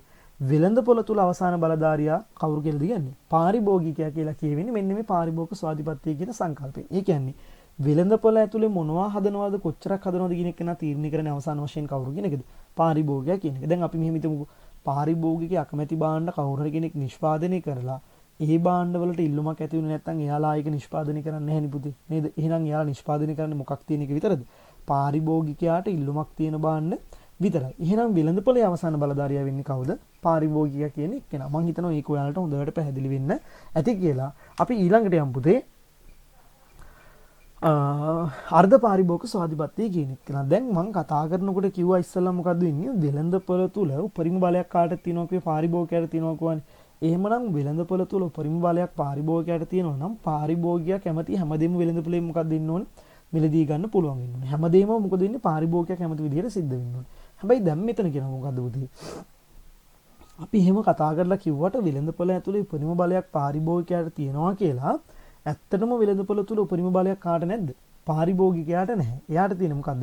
අර්ධ පාරිභෝගික ස්වාධිපත්‍යයක්. ඒකේ තේරුම වෙළඳපොලේ අවසාන බලධාරියා අපි පාරිභෝගිකයා කියලා හිතාගත්තට හැමදේම පාරිභෝගිකයාට ඕන විදිහට සිද්ධ වෙනවා කියලා හිතාගත්තට ඇත්තටම මේක එහෙම සිද්ධ වෙන්නේ නැහැ කියන එක තමයි මොකක් කියලා කියන්නේද? අර්ධ පාරිභෝගික ස්වාධිපත්‍යය කියන්නේ. එතන කියනවා මොකද්ද? වෙළඳපොළක් තුල පාරිභෝගිකයාට ඇති තේරීමේ නිදහස සීමා වන අවස්ථාවලදී ඔහුගේ බලයේ සීමා වීමකට ලක්වීම මෙසේ හඳුන්වයි. ඔන්න පුතේ අපි කතා කරනවා දැන් මේ කියන වෙළඳපොලේ පාරිභෝගිකයාට තියෙන තේරීමේ නිදහස සහ උපරිම බලයේ සීමා වෙන අවස්ථා. පළවෙනි එක කියන මොකද්ද? මිල තීරණය වීමට ඉල්ලුමට අමතරව මොකද වෙන්නේ? සැපයීමද බලපාන. දැන් අපි කියන්නේ පාරිභෝගිකයා කැමති නම් වෙළඳපොලේ වෙන්න ඕනේ පාරිභෝගිකයා කැමති දේවල් කියවනේ. හැබැයි දැන් වෙළඳපොලේ පාරිභෝගිකයා ඉල්ලුමක් ඇති කරන භාණ්ඩ වෙළඳපොලේ ඕන තරම් නැහැ කියන්නකෝ. දැන් අපි උදාහරණයක් විදිහට ගමුකෝ මේ දවස්වල වෙළඳපොලේ මාස්ක් හිගයක් තියෙනවනේ නේද? ඉතින් එතකොට දැන් වෙළඳපොලේ මාස්ක් එකක් විකුණන්න තියෙන රුපියල් 10ට කියන්නකෝ. හැබැයි වෙළඳපොලේ ඉල්ලුම කියන එක නාසා සැපීම කියන දෙන්නම ඕනේ පුතේ මේ භාණ්ඩෙ මිල තීරණය වෙන්නේ. හැබැයි මෙහෙම වුණොත් එහෙම දැන් වෙළඳපොලේ මාස්ක් ඉල්ලන ප්‍රමාණයට නැත්නම් වෙළඳපොලේ මාස්ක් කීයක් තියෙනවනේ. එතකොට මොකද වෙන්නේ? තියෙන මාස්ක් ටික වැඩි මිලකට මොකද කරන්නේ? අලෙවි කරනවා. හැබැයි පාරිභෝගිකයා බලාපොරොත්තු වෙන මොන මිලකට ගන්නද? අඩු මිලකට ගන්න. හැබැයි ඒක වෙළඳපොලේ අලෙවි වෙන්නේ මොන මිලකටද පුතේ? වැඩි මිලකට. එතකොට පාරිභෝගිකයා කැමති දේද වෙළඳපොලේ වෙන්නේ නැහැ. පාරිභෝගිකයා කැමති අඩු මිලකට ගන්න. හැබැයි නිෂ්පාදකයා අලෙවි කරන්නේ මොකටද? වැඩි මිලකට. එහෙනම් මොකද වෙන්නේ? මිල තීරණය වෙන්න ඉල්ලුම විතරක් නෙමෙයි කවුද බලපාන්නේ? සැපයීම කියන එකනත් බලපානවා. ඒ අවස්ථාවේදී මොකද වෙන්නේ? පාරිභෝගිකයා කැමති දේ වෙළඳපොලේ වෙන්නේ නැහැ. අන්න ඒක නිසා මොකද කරන්නේ? වෙළඳපොලේදී මොකද වෙන්නේ? මෙන්න මේ මිල තීරණය වීමට ඉල්ලුමට අමතරව සැපයීම බලපාන නිසා අර කියන පාරිභෝගික ස්වාධිපත්‍ය මොකද වෙන්නේ? පුතේ බිඳ වැටීමකට ලක් වෙනවා. ඊළඟට කියනවා ඒකාධිකාරී වෙළඳපොළ තත්ත්වයන්. දැන් අපි හිතමු මම කියන්නේ පාරිභෝගිකයාට උපරිම නිදහසක් තියෙනවා නම් එයා කැමති හැම භාණ්ඩයක්ම ඕනම අවස්ථාවකදී මිලදී ගන්න පුළුවන් හැකියාවක් තියෙනවා. දැන් අපි විදුලිය කෙනෙක් නගත්තොත් එයාට තියෙන ඒකාධිකාරී වෙළඳපොළක් නෙපුති. දැන් බැරි වෙලා හරි පාරිභෝගිකයා කැමති රෑ 8 ඉඳන් රෑ 12 වෙනකම් විදුලිය භාවිතා කරන්න. හැබැයි මෙතනදී කිව්වොත් පුතේ මෙන්න මේ ඒකාධිකාරී වෙළඳපොළ බලයක් තියෙන විදුලි බල මණ්ඩලය කියනවා අපි රෑ 8 ඉඳන් 12 වෙනකම් විදුලිය සපයන්නේ නැහැ දවස් 5ක්. එහෙම කිව්වා කියමුකෝ. එතකොට මොකද වෙන්නේ? පාරිභෝගිකයාගේ කැමැත්ත තියෙනවා ඒ වෙලාවේ භාවිතා කරන්න. හැබැයි මොකද වෙන්නේ? ඒකාධිකාරී බලයක් තියෙන නිසා අපිට මෙයාගෙන් විතරනේ මේ භාණ්ඩේ ගන්න වෙන්නේ. එයා ඒ භාණ්ඩේ සපයන්නේ නැත්නම් අපිට මේ භාණ්ඩේ මොකද්ද කරන්න වෙන්නේ? මිලට ගන්න වෙන්නේ නැහැ. එහෙනම් මොකද වෙන්නේ පුතේ? මට කැමති දේ වෙළඳපොලේ සිද්ධ වෙන්නේ නැහැ ඒකාධිකාරී වෙළඳපොලක් තියෙනකොට. ඒ වෙලාවෙත් මොකද වෙන්නේ? මගේ බලය සීමා වීමකට ලක් වෙනවා. ඊළඟට කියනවා මොකද්ද? වෙළඳ ප්‍රචාරණය. දැන් මේ වෙළඳ ප්‍රචාරණය කියන එක නත් පුතේ අපේ නිදහස මොකද කරන්නේ? සීමා වෙනවා. දැන් ප්‍රචාරණයක් තියෙනකොට අපි ඇත්තටම අපිට අවශ්‍ය දේවල් ගන්නේ නැහැනේ. අපි සමහරවිට කඩේට යන්නේ වෙන දෙයක් ගන්න හිතාගෙන. හැබැයි මොකද කරන්නේ? සමහර ලාවට එයාලා භාවිතා කරලා තියෙන ප්‍රචාරණ ක්‍රම. අපි කියමුකෝ මෙහෙම කියන මම කඩේකට එනවා මම නිකන් නම් දෙකක් ගන්නම් සබන් වල. අපි කියමුකෝ මම කඩේට යනවා වෙල්වෙට් සබන් කැටයක් අරගෙන ඉන්න යනවා. හරිද? මම හිතාගෙන යන්නේ මගේ නිදහස මගේ තේරීම තියෙන මොකටද වෙල්වෙට් සබන් ගන්නේ. මම වෙල්වෙට් සබන් කැටයක් ගන්න හිතාගෙන වෙළඳපොළට යනකොට කඩේ ඉන්න මුදලාලි කියනවා අද ලක්ෂ සබන් කැටයක් එක්ක ඔයාට ෂැම්පූ පැකට් දෙකක් ෆ්‍රී දෙනවා. අන්න මොකද කියන්නේ ප්‍රචාරණයක් වුණා. දැන් ඔයාගේ නිදහස ඔයාගේ කැමැත්ත තියෙන මොකක් ගන්නද? වෙල්වෙට් සබන් කැටේ ගන්න. හැබැයි දැන් ඔයා මිලට ගන්නේ මොන කැටේද බුදි? ලක්ෂ සබන් කැටේ මිලට ගන්නේ. ඇයි? විලඳ ප්‍රචාරණය ඔස්සේ ඔයාගේ කැමැත්ත මොකද්ද කරේ? යටපත් කරලා නිෂ්පාදකයාගේ මොකද්ද කරන්නේ? කැමැත්ත එළියට දැම්මා. නේද? එතකොට මොකද වෙන්නේ? විලඳ ප්‍රචාරණය කියන තැනදී ඔයාගේ තියෙන අර කැමැත්ත යටපත් වෙලා නිෂ්පාදකයට ඕන දේවල් නිෂ්පාදකයා මොකද වෙන්නේ පුතේ? තමන්ගේ ප්‍රචාරණය ඔස්සේ සිද්ධ කරනවා. ඊළඟට කියනවා මොකද්ද? පාරිභෝගිකයාගේ ආදායම. ඒ කියන්නේ දැන් මම කියවනේ බිලඳපොළ තුර පාරිභෝගිකයාට උපරිම බලයක් තියෙනවා නම් මම කැමති හැමදේම මට මොකද්ද කරන්න පුළුවන් ඉන්න ඕනේ. මිලට ගන්න පුළුවන් ඉන්න ඕනේ. හැබැයි සමහර අවස්ථාවලදී මොකද වෙන්නේ පුතේ? මගේ තියෙන ආදායමෙන් මට කැමති හැමදේම මිලට ගන්න බැරි වෙනවා. නේද? ඒ වගේ වෙලාවකදීත් මොකද වෙන්නේ පුතේ? මගේ තියෙන බලය මොකද්ද වෙන්නේ? සීමා වීමකට ලක් වෙනවා. තේරීමේ නිදහස මොකද්ද වෙන්නේ? පහළ යාමකට ලක් වෙනවා. නේද? හරි. ඊළඟට අපි ආවොත් එහෙම ඊ අවස්ථාවේ මොකද්ද කිව්වේ මම පාරිභෝගිකයාගේ ආදායම කියන එක්කෙනා තියෙන එක්කෙනා තීරණය වුණාම එයා මත මොකද වෙන්නේ? Tamanට කැමති භාණ්ඩ හා සේවා මිලට ගැනීමේ හැකියාවක් එයාලට නැති වෙනවා කියලා කිව්වා. ඊළඟට රජයේ නීති රීති හා රෙගුලාසි. ඒ කියන්නේ දැන් මට කැමැත්ත තියෙනවා නම් මම කැමති හැමදේම මට මිලට ගන්න පුළුවන් හැකියාවක් තියෙන්න ඕනි කියලා කියවනේ. හැබැයි මෙහෙම වුණොත් රජයෙන් තහනම් කරලා තියෙන භාණ්ඩ හා සේවා මිලට ගැනීමේ හැකියාවක් කාටවත්ම නැහැ. නේද? අපි කිමුකෝ මත්ද්‍රව්‍ය කියන එක නම් මිලට ගන්න කැමති කෙනෙක් ඉන්නවා කියලා. එයාට වෙළඳපොලේ පාරිභෝගික ස්වාධිපත්‍යයක් තියෙනවා නම් එයා කැමති දේවල් එයාට මොකක්ද වෙන්නේ කරන්න පුළුවන් ඉන්නේ. හැබැයි රජයෙන් නීති රීති රෙගුලාසි දාලා තියෙනවා නම් මත්ද්‍රව්‍ය අලෙවි කිරීම තහනම් කියලා ඊළඟ එයාට ඒක මිලට ගැනීමේ හැකියාවක් නැහැ. එතනදිත් මොකද වෙන්නේ පුතේ? පාරිභෝගිකයාගේ කැමැත්ත මොකද වෙන්නේ? නැත්තම් පාරිභෝගිකයාගේ නිදහස මොකක්ද වෙන්නේ? යටපත් වීමකට ලක් වෙනවා කියන්න පුළුවන්. ඊළඟට කියනවා වෙළඳපොළ තුල පවතින භාණ්ඩ මිලට ගැනීමට සිදුවීම. දැන් අපි මෙහෙම හිතමුකෝ. දැන් එතන කියන්නේ මේ වගේ දෙයක්. දැන් මම කිව්වා වෙළඳපොළ තුල උපරිම බලයක් පාරිභෝගිකයාට තියෙනවා නම් එයා කැමති හැමදේම වෙළඳපොළෙන් මිලට ගන්න පුළුවන් ඉන්න ඕනි කියන්නේ. හැබැයි අපි දුක මේ දවස්වල උදාහරණ ගත්තොත් එහෙම දැන් පාරිභෝගිකයෙක් ඉන්නවා එයාට මාස්ක් ගන්න අවශ්‍යතාවයක් තියෙනවා කියමුකෝ. හැබැයි ගන්න අවශ්‍යතාවයේ තිබුණාට ඒ භාණ්ඩ වෙළඳපොළේ නැත්තම් නේද අපි කිව්වේ එයාට කැමැත්තක් තියෙනවා නම් එයා කැමති හැමදේම මිලට ගන්න පුළුවන් ඉන්න ඕනි. හැබැයි දැන් වෙළඳපොලේ ඒ භාණ්ඩ අලෙවි කරන්න නැත්නම් මෙයාට ඒ භාණ්ඩ මිලට ගන්න බැරි වෙනවා නේද? එතෙන්දිත් මොකද වෙන්නේ? එයා කැමති දේ වෙළඳපොලේ සිද්ධ වෙන්නේ නැහැ නේද පුතේ? එහෙමනම් පාරිභෝගික ස්වාධිපත්‍ය කියන එකේ තේරුම වෙළඳපොළ තුල තියෙන සියලුම කටයුතු පාරිභෝගිකයාගේ කැමැත්තට අනුව සිද්ධ වෙනවා කියන එක. හැබැයි අපි කතා කරා ඇත්තටම කතා කරන සාමාන්‍ය වෙළඳපොළක් තුලදී පාරිභෝගිකයාට ඇත්තටම පූර්ණ ස්වාධිපත්‍යයක් නැහැ. එයාට තියෙන මොන ස්වාධිපත්‍යයක්ද? අර්ධ ස්වාධිපත්‍යයක්. ඒකේ තේරුම තමයි ඇත්තටම එයාට පූර්ණ ස්වාධිපත්‍යයක් නැහැ අර්ධ ස්වාධිපත්‍යයක් තියෙන්නේ කියලා. එයාගේ ඒ කියන පූර්ණ ස්වාධිපත්‍යය නැති වෙන අවස්ථා තමයි අපි කතා කරේ මොනවද? මිලතීන් නිවීමේදී ඉල්ලුමට අමතරව සැපයුම් බලපානවා. ඒකාධිකාරී වෙළඳපොළ තත්ත්වයක් තියෙනකොට ඒක ගැටලුවක් වෙනවා. වෙළඳ ප්‍රචාරණයක් තියෙනකොට ඒක ස්වාධිපත්‍ය පූර්ණ ස්වාධිපත්‍ය නැති වෙනවා. පාරිභෝගික ආදායම නීති රීති සහ රෙගුලාසි වෙළඳපොළ තුල පවතින භාණ්ඩ මිලට ගැනීමට සිදුවෙන අවස්ථාවලදී මොකද වෙන්නේ පුතේ? මෙන්න මේ කියන පාරිභෝගික ස්වාධිපත්‍ය මොකද වෙන්නේ? අපි කියන විදිහට පූර්ණ එක්කෙනෙක් නැතුව අර්ධ පාරිභෝගික ස්වාධිපත්‍යයක් බවට පරිවර්තනය වෙනවා කියන එක නා කිව්වා. ඊළඟ කියන මොකද්ද? අපි ඊළඟ ස්ලයිඩ් එකට ආවොත් එහෙම එතන කියනවා වෙළඳපොළ වල තරගකාරී බව කියන එක නට අපි එන්නේ. එතකොට අපි ගත්තාම ඕනම තැනක තරගයක් ඇති වෙන්න නම් පුතේ ප්‍රධාන කොන්දේසි දෙකක් තියෙන්න ඕනේ. ඒ කියන්නේ පළවෙනි එක කියනවා වෙළඳපොළ තුල ගැනුම්කරුවන් හා විකුණුම්කරුවන් රාශියක් සිටීම ඕනෑම කර්මාන්තයකට ඇතුල් වීමට සහ පිටවීමට ගැනුම්කරුවන් සහ විකුණුම්කරුවන් මොකක්ද වෙන්නේ බාධා නැති වෙනවා. දැන් උදාහරණයක් විදිහට අපි මෙහෙම ගමුකෝ. දැන් අපි දුවන තරගයක් ගත්තොත්. හරිද? අපි මේ කියන දුවන තරගයක් ගත්තොත් අපි කියමුකෝ ක්‍රීඩා උත්සවයේ තියෙන දවසක දුවන තරගයක් තියෙනවා නම් එතන තරගකාරී බව වැඩි වෙන්නේ පුතේ ඉන්න තරගකාරයෝ ගාන වැඩි වුණොත් අඩු වුණොත්. නේද? ඉන්න තරගකාරයෝ ගාන වැඩි වෙන්න තමයි මේ තරගයේ තියෙන තරගකාරීත්වය මොකද වෙන්නේ වැඩි වෙන්නේ. එහෙනම් එතන කියනවා මොකද්ද? වෙළඳපොළ තුල ගැනුම්කරුවන් සහ විකුණුම්කරුවන් රාශියක්. එහෙම නැත්නම් තරගකාරයෝ රාශියක් ඉන්නකොට තමයි පුතේ තරගකාරී බව මොනවා වෙන්නේද වැඩි වෙන්නේ. නේද? ඊළඟට කියනවා ඇතුල් වෙන්න සහ පිට වෙන්න මොනව නැති වෙන්න ඕනද? බාධා නැති වෙන්න. දැන් උදාහරණයක් විදිහට අපි මෙහෙම ගමුකෝ. දැන් ඔය අපි කියන දිවීමේ තරඟයට අපි කියමු තරඟකරුවන් 4 දෙනෙක් දැනට සහභාගී වෙලා ඉන්නවා කියලා. ඊට පස්සේ මොකද කරන්නේ? මේකට කොන්දේසියක් දානවා. හරිද? කොන්දේසියක් දානවා. මේ ඉන්න තරඟකාරයෝ 4 දෙනා ඇරුණාම වෙනත් කිසිම කෙනෙක්ට මේ තරඟයට ඇතුල් වෙන්නත් බෑ. දැන් මේ තරඟේ ඉන්න කෙනෙක්ට මේ තරඟෙන් ඉවත් වෙන්නත් බෑ කියලා කොන්දේසියක් දානවා කියමුකෝ අපි. ඒ කියන්නේ මොකද කරේ? බාධාවක් දානවා. මොකද දාපු බාධාව? වෙන කෙනෙකුට මේකට ඉන්නත් බෑ, ඉන්න කෙනෙකුට මේකෙන් අයින් වෙන්නත් බෑ කියලා අපි කිව්වා. එතකොට අපි කියමු කවුරු හරි එළියේ ඉන්න ක්‍රීඩකයෝ දෙන්නෙක් ඉන්නවා මේ 4 දෙනාට අමතරව. එයාලා දෙන්නට හිතෙනවා ඉන්න තරඟකාරයෝ ටික දැක්කහම අපි මේ තරඟයට ගියොත් අනිවාර්යෙන් අපිට මේක දිනන්න පුළුවන්. හොඳ තරඟයක් අපිට දෙන්න පුළුවන් කියලා හිතනවා. හැබැයි දැන් එයාලට මේකට ඇතුළත් වෙන්න පුළුවන්ද? බෑ. ඇතුළත් වෙන්න බැරි හේතුව මොකද පුතේ? කොන්දේසියක් දාලා තියෙන. නැත්නම් බාධාවක් දාලා තියෙන.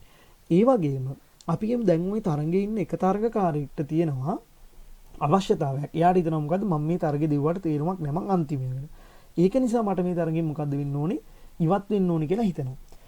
දැන් එයාට එහෙම කැමැත්තක් තිබුණත් ඒ තරගෙන් ඉවත් වෙන්න පුළුවන්ද? බෑයි. අපි කොන්දේසියක් නැත්තම් බාධාවක් දාලා තියෙනවා මොකද්ද?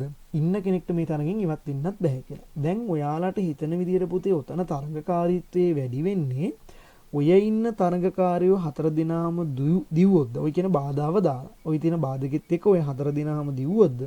එහෙම නැත්නම් අලුත් අර මේකට ඉන්න බලාගෙන ඉන්න තරඟකාරයෝ ටික ඇතුළත් කරලා අර අකමැති එක්කෙනා අයිත් කරොත්. නේද? ඔයාලට පැහැදිලිව තේරෙනවා මොකද බුදි?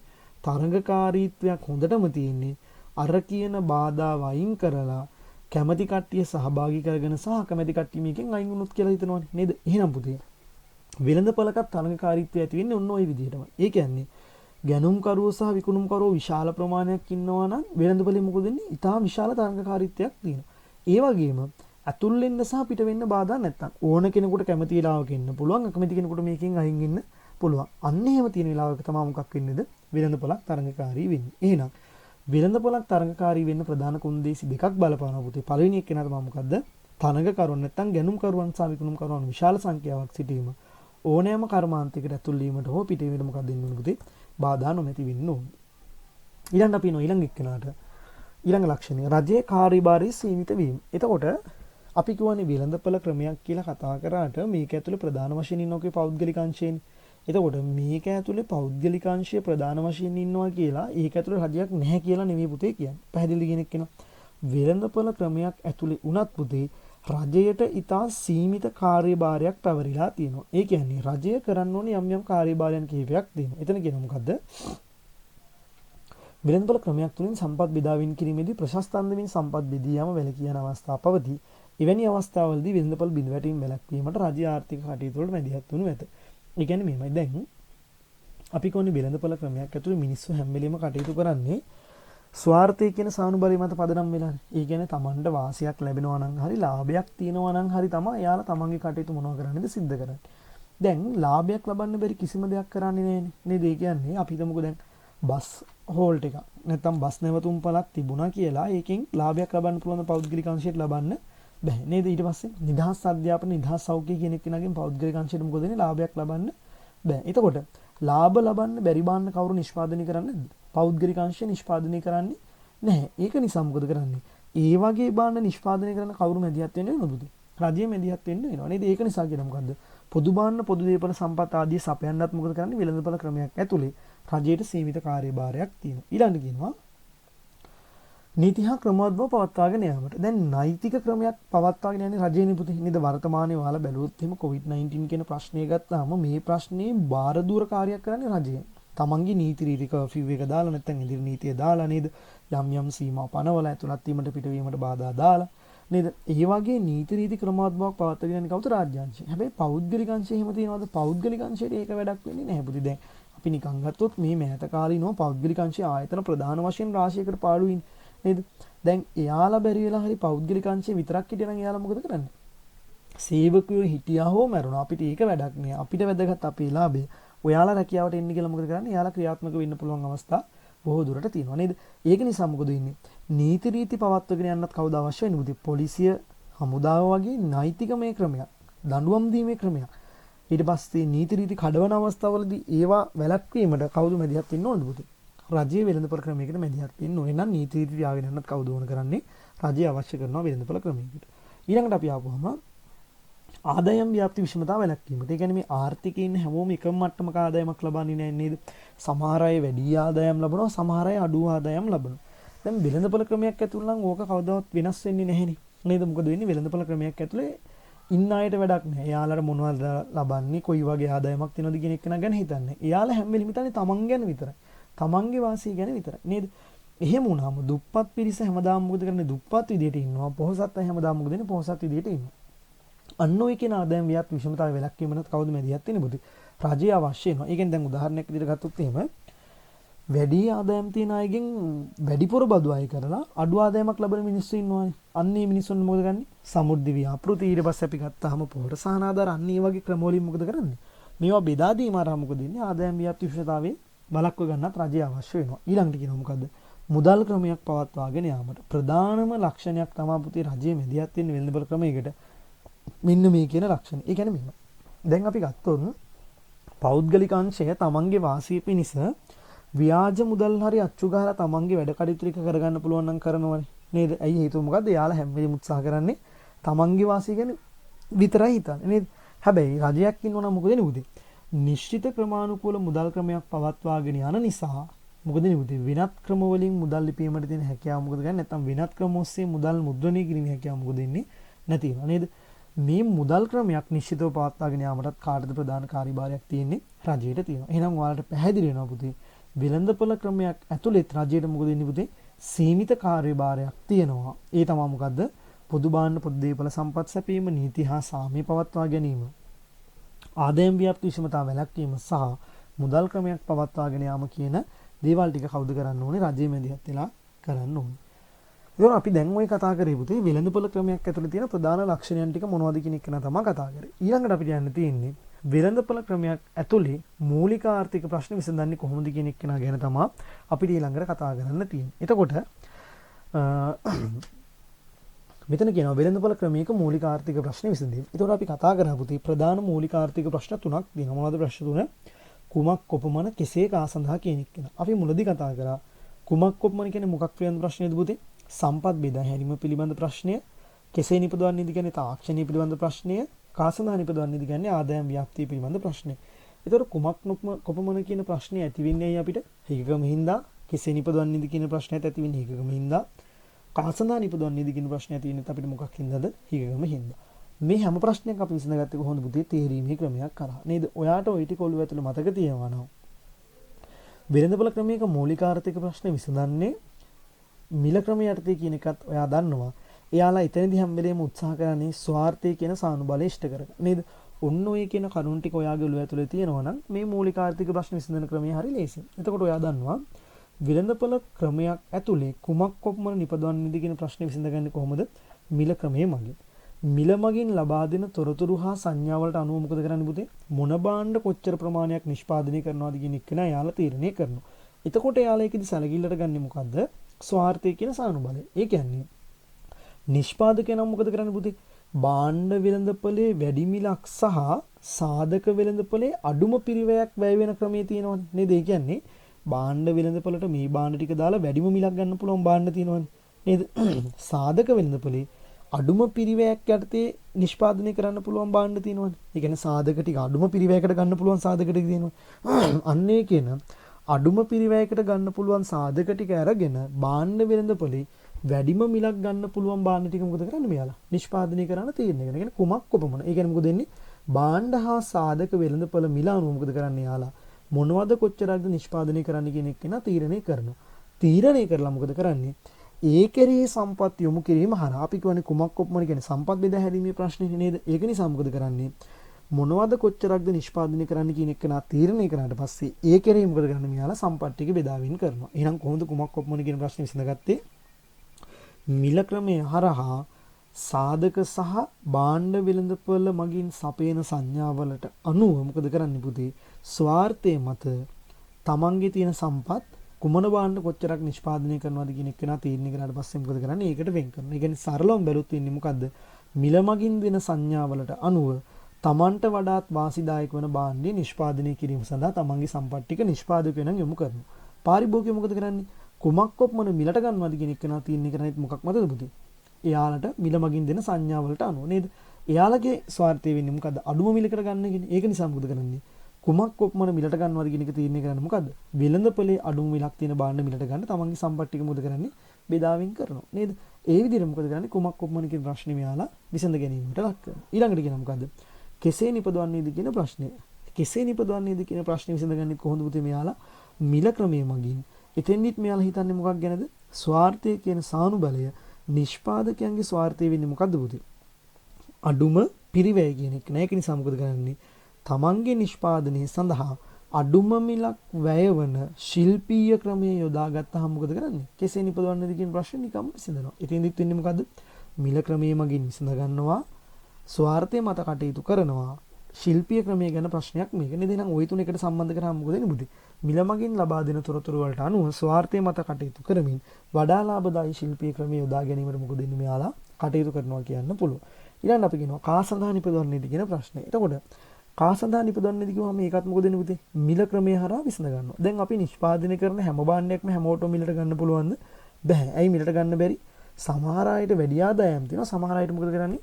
අඩු ආදායම් තියෙනවා. වෙළඳපොළ ක්‍රමයක නිෂ්පාදකයෝ මොකද කරන්නේ පුතේ? භාණ්ඩ නිෂ්පාදනය කරලා වෙළඳපළට දාලා මිලක් නියම කරනවා නේද? නියම කරාට පස්සේ අන්න ඒ මිල ගෙවන්න කැමති අයට කාටද මේක නිෂ්පාදනය කරන්න පුතේ එහෙමනම්? කා සඳහාද නිපදවන්නේ? මිලක් ගෙවන්න කැමති අය නේද? ඒ මිල ගෙවන්න කැමති අයට පුතේ මොකද වෙන්නේ? ඒ භාණ්ඩ මිලට ගන්න පුළුවන් ඒ මිල ගෙවලා. එතකොට මේ ගෙවන මිල තීරණය වෙන්නේ කොහොමද පුතේ? පුද්ගලයන්ගේ තියෙන මොකක් අනුවද?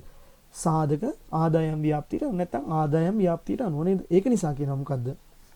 පුද්ගලයන්ගේ සාධක ප්‍රමාණය හා ඒවායේ මිල අනුව සාධක ආදායම තීරණය වන අතර සාධක ආදායම් ව්‍යාප්තිය මත මිලක් ගෙවීමට හැකියාව ඇති අයට භාණ්ඩ බෙදා හැරීම මගින් මේක විසඳ ගන්නවා නේද? මොකද්ද කරන්නේ? වෙළඳපොළ ක්‍රමයක භාණ්ඩයට මිලක් නියම කරනවා. ඒ මිල ගෙවන්න කැමති අයට මොකක්ද වෙන්නේ? මේ භාණ්ඩ මිලට ගන්න පුළුවන්. ඒ මිල ගෙවීමේ හැකියාව තීරණය වෙන්නේ මොනව මතද? Tamanට තියෙන සාධක ආදායම මත නේද? එහෙනම් ඔයාලට තේරෙනවා වෙළඳපොළ ක්‍රමයක මූලික ආර්ථික ප්‍රශ්න හැම එකක්ම විසඳගන්නේ කොහොමද පුතේ? මිල ක්‍රමයේ හරහා නේද? මිල ක්‍රමයේ හරහා Tamanට තියෙන සියලුම ආර්ථික ප්‍රශ්න මොකද ඉන්නේ මෙයාලා විසඳ ගැනීමට ලක් කරනවා. එතකොට ඔයාලට පැහැදිලි වෙනවා මේ එකිනෙක අතර සම්බන්ධතාවයක් තියෙන. පුතේ මේක මතක තියාගන්න. මේ මූලික ආර්ථික ප්‍රශ්න විසඳන ක්‍රමයේ කටපාඩම් කරගන්න යන්න එපා. ඔයාලා මතක තියාගන්න ඕන මෙච්චරයි. කුමක් කොපමණ කියන්නේ මොකක් පිළිබඳ ප්‍රශ්නද? සම්පත් බෙදා හැරීම පිළිබඳ ප්‍රශ්නේ. එතකොට මෙයාලා මේක විසඳගන්නේ කොහොමද? මිල ක්‍රමයක් කරා. ඒ මිල ක්‍රමය හරහා විසඳගන්නකොට මෙයාලා වැඩිපුර හිතන්නේ මොකක් ගැනද? ස්වාර්ථය පිළිබඳ. ඔය කියන දේවල් ටික මොකද්ද කරන්නේ? සම්බන්ධ කරලා ඔයාලට පිළිතුර හදන්න පුළුවන්. කෙසේ නිපදවන්නේද කියන එක නත් ඒ වගේ. කෙසේ නිපදවන්නේද කියන්නේ ශිල්පීය ක්‍රමයේ පිළිබඳ ප්‍රශ්නේ. ඒක විසඳගන්නේ මිල ක්‍රමය හරහා. ඉතින් දියාලා වැඩිපුර හිතන්නේ කවුරු ගැනද? ස්වාර්ථය ගැන. කාසඳා නිපදවන්නේද කියන්නේ මොකක් පිළිබඳ ප්‍රශ්නේද? ආදායම් ව්‍යාප්තිය පිළිබඳ ප්‍රශ්නය. එතෙන්දිත් යාලා මොකද කරන්නේ පුතේ? මිල ක්‍රමය යොදාගෙන විසඳ ගන්නවා. වැඩිපුර හිතන්නේ මොකක් ගැනද? ස්වාර්ථය ගැන. ඔය කියන සාධකයන් හතර එකිනෙකට සම්බන්ධ කරගත්තොත් ඔයාට ප්‍රශස්ත මට්ටමේ පිළිතුරක් ලිවීමේ හැකියාව තියෙනවා. හරියට මේ ටික සම්බන්ධ කරගත්තොත් නේද? මම හිතනවා ඔයාලට එහෙනම් මූලික ආර්ථික ප්‍රශ්න විසඳ ගන්න ක්‍රමය මේ හරහා සාර්ථක ඔයාලට පැහැදිලි වෙන්නේ නැති කියේ. ඊළඟ අපි යනවා ධනවාදී ක්‍රමයේ දුර්වලතා. දැන් අපි බැලුවොත් එහෙම ධනවාදී ක්‍රමයක් අපි කියවනේ මිල ක්‍රමයේ මගින් මොකද වෙන්නේ? සියලුම ප්‍රශ්න ටික විසඳ ගන්නවා. ඒක නිසා ආර්ථිකයේ ප්‍රශ්නයක් ඇති වෙන්නේ නැහැ. හැම ප්‍රශ්නයක්ම සාර්ථකව විසඳ ගැනීමේ හැකියාවක් තියෙනවා. හැමෝටම වෙළඳපොළ ඇතුළේ නිදහසක් තියෙනවා. පූර්ණ ස්වාධිපත්‍යයක් තියෙන අවස්ථා ගැන කතා කරා. අදෘශ්‍යමාන හස්තයක් ගැන කතා කරා. මේ කියන සාධක ටික ඔක්කොම යටතේ ගත්තාම මොකද වෙන්නේ? අපිට හිතෙනවා වෙළඳපොළ ක්‍රමයේ 100%ක්ම සාර්ථකයි කියලා හිතෙනවා. හැබැයි අපි එහෙම හිතුවට පුතේ වෙළඳපොළ ක්‍රමේ නැත්තම් ධනවාදී ක්‍රමයේ 100%ක්ම මොකක් වෙන්නේ නැද්ද පුතේ? සාර්ථක වෙන්නේ නැහැ නේද? මේ කියන ධනවාදී නැත්තම් වෙළඳපොළ ක්‍රමේ දුර්වලතා පවතිනවා. ඒ දුර්වලතා පවතින අවස්ථා ප්‍රධාන අවස්ථා ටික තමයි අපි කතා කරන්නේ. පළවෙනි එක නම් මොකද කියන්නේ? සම්පත් කාර්යක්ෂමව බෙදා හැරීමේලා අසමත් වීම. අපි කියවනේ වෙළඳපොළ ක්‍රමයක් ඇතුලේ පුතේ සපයන්නේ ලාභයක් ලබන්න පුළුවන් භාණ්ඩ විතරයි. හැබැයි වෙළඳපොළක් ඇතුලේ ලාභයක් ලබන්න බැරි භාණ්ඩ මොකද කරන්නේ? නිෂ්පාදනය කරන්නේ නැහැ කිව්වනේ. එතකොට මොකද කරන්නේ? එතනදී මොකද වෙන්නේ? වෙළඳපොළ ක්‍රමය අකාර්යක්ෂමයි. ඇයි? අවශ්‍ය කරන හැම භාණ්ඩයක්ම වෙළඳපොළ ක්‍රමයට සපයන්න හැකියාව නැහැ. ඉතින් ඒක දුර්වලතාවයක් නේද? එයාලා සපයන්නේ මිලක් ගෙවන්න පුළුවන් නැත්නම් මිලක් ගන්න පුළුවන් භාණ්ඩ විතරයි. මිලක් ගන්න බැරි භාණ්ඩ සපයනකොට මොකද වෙන්නේ? එයාලා වෙළඳපොළ ක්‍රමය ඇතුලේ අසාර්ථක වීමක් වෙනවා. ඊළඟට කියනවා මොකද්ද? ආර්ථික විෂමතා පැන නැගීමක්. අපි කියවනේ වෙළඳපොළ ක්‍රමයක් ඇතුලේ මිනිස්සු ස්වාර්ථය මතනේ කටයුතු කරන්නේ. එහෙම ස්වාර්ථය මත කටයුතු කරනකොට එයාලා මොකද කරන්නේ? තමන්ගේ ආදායම ගැන විතරයි හිතන්නේ. එතකොට මොකද කරන්නේ? අනිත් මිනිස්සුන්ට අඩු ආදායමක් තිබුණාද නැද්ද කියන එක අපිට අදාළ වෙන්නේ නැහැ වෙළඳපොළ ක්‍රමයක් ඇතුළේ නේද?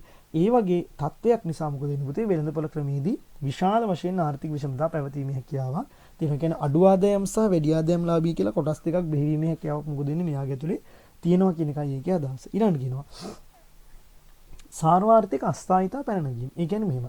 දැන් අපි කියන්නේ වෙළඳපොළ ක්‍රමයක මෙයාලා හැම තීරණයක්ම ගන්න මිල ගැන හිතලා කිව්වනේ.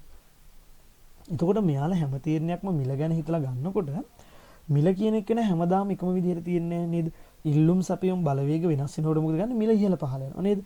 අන්නේ මිල ඉහළ පහළ යනකොට මොකද වෙන්නේ පුතේ? ආර්ථිකයේ අස්ථායිතාවයක් ඇති වෙනවා. ඒ කියන්නේ හරි තීරණ ගන්න බෑ. හැමදාම එකම මට්ටමක තියෙන්නේ නේ. ඒක නිසා අපි කියනවා සාර්වාර්ථික අස්ථායිතාවයක් මොකද වෙන්නේ? වෙළඳපොළ ක්‍රමේ පැන නගිනවා. නිතර මිල උච්චාවචනීය වෙන නිසා මොකද වෙන්නේ? සාර්වාර්ථික අස්ථායිතාවයක් තියෙනවා කියන එක අපි කියනවා. ඊළඟට කියනවා පොද්දේපල සම්පත් මොකද වෙන්නේ? අධිප්‍රයෝජනිකට ලක් වෙනවා. අපි දැන් කියවනේ වෙළඳපොළ ක්‍රමයක් ඇතුළේදී තියෙන්නේ මොකද්ද? ස්වාර්ථය කියන සානුභාවය. ඒක නිසා මොකද වෙන්නේ? Tamanගේ අවශ්‍යතාවයේ ඉෂ්ට වෙනවා නම් ඒක පොදු දේපල සම්පතක්ද අනිත් සම්පතක්ද කියන එක අදාළ නැහැ. ඒකෙන් ගන්න පුළුවන් පරිම භාවිතාව මොකද වෙන්නේ? අපි ලබා ගන්නවා. නිකන් උදාහරණයක් විදිහට ගමුකෝ. අපිට පාරක් හදන්න පස් ගන්න ඕන නම් මම වෙළඳපොළ ක්‍රමයේ ක්‍රියාත්මක කරන පෞද්ගලික අංශය කෙනෙක් නම් මොකද වෙන්නේ? මට පරිසරයට වෙන හානිය මෙතෙන්දි වැදගත් වෙන්නේ නෑ නේද? මට ගස් කපලා ආදායමක් ගන්න පුළුවන් නම් පරිසරයට වෙන හානිය මට වැදගත් නෑ නේද? අපි හැම වෙලෙම උත්සාහ කරන්නේ මොකද්ද? අපේ ස්වාර්ථය පිණිස කටයුතු කිරීම. ඒක නිසා මොකද වෙන්නේ? පොදු දේපල සම්පත් වගේ දේවල් මොකක්ද වෙන්නේ පුතේ? අධි උපයෝජනයකට ලක් කිරීමේ හැකියාවක් මේක ඇතුළේදී පවතිනවා කියලා අපිට කියන්න පුළුවන්. එහෙනම් මේ කියන දේවල් ටික මොකක්ද වෙන්නේ පුතේ? ධනවාදී ක්‍රමයක් ඇතුළේ අපිට දකින්න තියෙන දුර්වලතා ටික. නේද? එහෙනම් මම හිතනවා මේ වෙනකොට අපි කතා කරපු කොටස් ටික ඔස්සේ ඔයාට වෙළඳපොළ ක්‍රමයේ සහ සාම්ප්‍රදායික ආර්ථික පද්ධතිය කියන කොටස් ටික වඩාත් හොඳින් පැහැදිලි වෙන්නේ නැති කියලා හිතෙනවා. පුතේ අපි ඊළඟ දවසේ ඊළඟට අපි ඉදිරි වීඩියෝ එකකදී අපි උත්සාහ කරමු මෙතනම ඉදිරි කොටස් ටික අපි කතා කරමු. ඒ කියන්නේ මෙතනින් එහාට එන විධාන ආර්ථික පද්ධතියක් කියන්නේ මොනවද? ඒකේ ලක්ෂණ මොනවද? මූලික ආර්ථික ප්‍රශ්න විසඳගන්නේ කොහොමද කියන එක කෙනා ඊට පස්සේ මිශ්‍ර ආර්ථික පද්ධති ඊට පස්සේ ගත්තාම සමාජීය වෙළඳපොළ ආර්ථික අපි කතා කරා. සමාජවාදී වෙළඳපොළ ආර්ථික අපිට තව තියෙනවා. ලිබරල් වෙළඳපොළ කතා කරන්න තියෙනවා. ඊට පස්සේ සංඥක සැලසුම් වෙළඳපොළ ආර්ථික කතා කරන්න තියෙනවා නේද? පරිවර්තන ආර්ථික කතා කරන්න තියෙනවා. ඒ වගේ වැදගත් අවස්ථා කිහිපයක් අපිට ඉදිරියේදී මොකද වෙන්නේ කතා කරන්න තියෙනවා. අපි ඉදිරියේදී මේ වගේ අවස්ථාවන් කිහිපයක් මේ පාඩම තුලින්ම කතා කරන්න බලාපොරොත්තු වෙමු පුතේ. අපි එහෙමනම් අදට මේ කියන කොටසෙන් අපි සමුගෙන යමු. අපි ඉදිරි අවස්ථාවකදී හම්බුන බලාපොරොත්තු වෙමින් අපි එහෙනම් අදට මෙතනින් අපේ පාඩම අවසන් කරමු. සියලු දෙනාටම පුතේ තිරුවන් සරණ ප්‍රාර්ථනා කරනවා. නිරෝගීමත් දිවියක් ප්‍රාර්ථනා කරනවා ආදරණීය පුතාලා දුරස් සියලුම දෙනාට.